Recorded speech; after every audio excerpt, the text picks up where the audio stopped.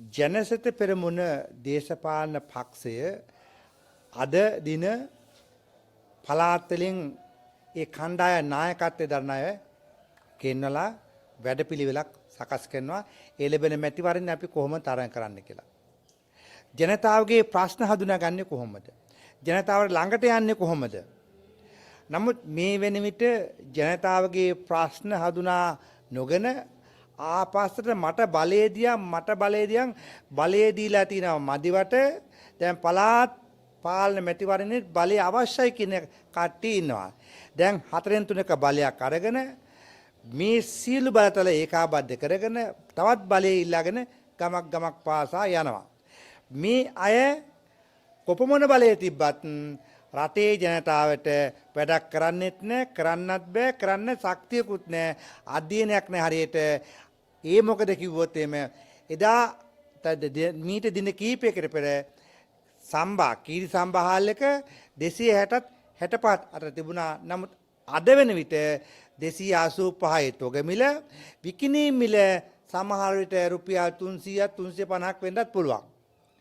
මේ මෑත කාලයේදී මේකත් මෙහෙම කළේ ආපස්සට මේ වත්මන් රජය කීරි සම්බා නැවතවරක් පිටරටින්වත් ගෙන්නලා ඩීල් එකක් යන්නද එහෙම නැත්නම් තමන්ගේ හිංචයියන්ට මේ දෙන්න දෙන්නේ මොකද්ද මේ සහල් මාපියාව. එසේනම් කල්පනා කරගන්න ජනතාවට සහනයක් දෙන්න බැරි රජයක්, ජනතාව අතරේ ඉන්න බැරි රජයක්.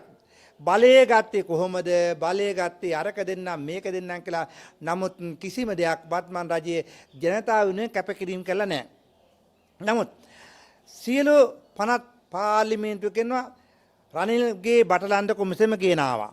ඊළඟට ලසන්තගේ ප්‍රශ්න ගෙනාවා. ඊළඟ නොයෙකුත් ආදී ප්‍රශ්න ගෙනල්ලා ජනතාවගේ ප්‍රශ්න අමතක කරනවා.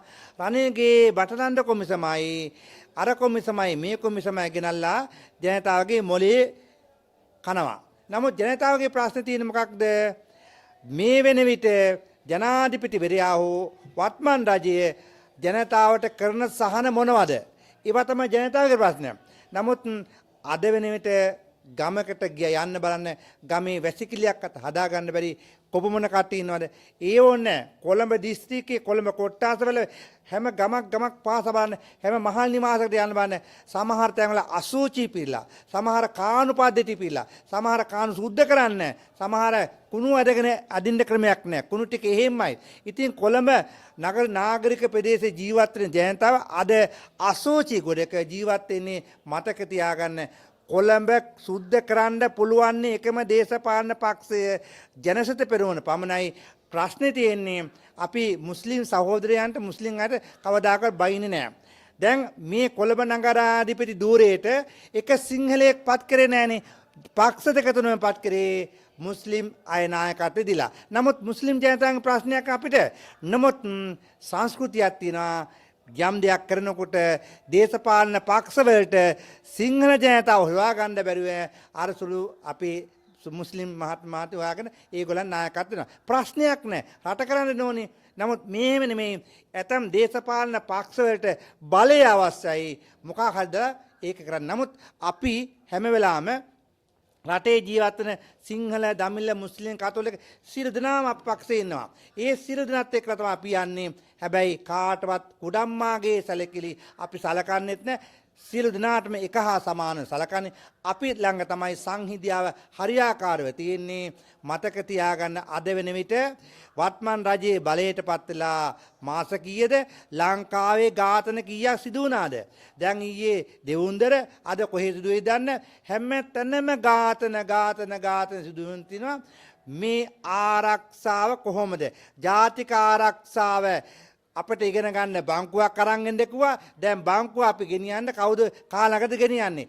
ආරක්ෂක ඇමතිතුමාලකට නැත්නම් ආරක්ෂක නියෝජ්‍ය ඇමතිතුමාලකට කරුණාකර පැහැදිලි කියන්න. අපිට එදා බංකුව අරන් එන්න කිව්වා ජාතික ආරක්ෂාව සම්බන්ධව පන්ති කරන්න. අපි එන්නම්. අපිට දෙන්න මේ ඔබතුමාගේ ආදර්ශය. නමුත් අද වෙනත ඔය කියපු එකෙකුටවත් ජාතික ආරක්ෂාව සම්බන්ධ කිසිම පිළිවෙලක් නැහැ. ජාතික ආරක්ෂාව මේ සම්බන්ධව බිඳුවයි තියෙන්නේ. නමුත් හැමතැනම ඝාතනය සිදු වෙනවා. ඝාතනයේ වගකීම් කවද සමහරව වාහන පවා ගිනි තියලා යනවා. ඇයි?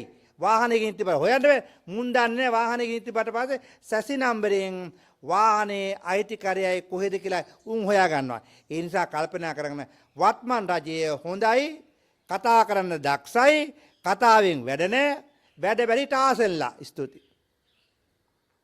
ආශිර්වාද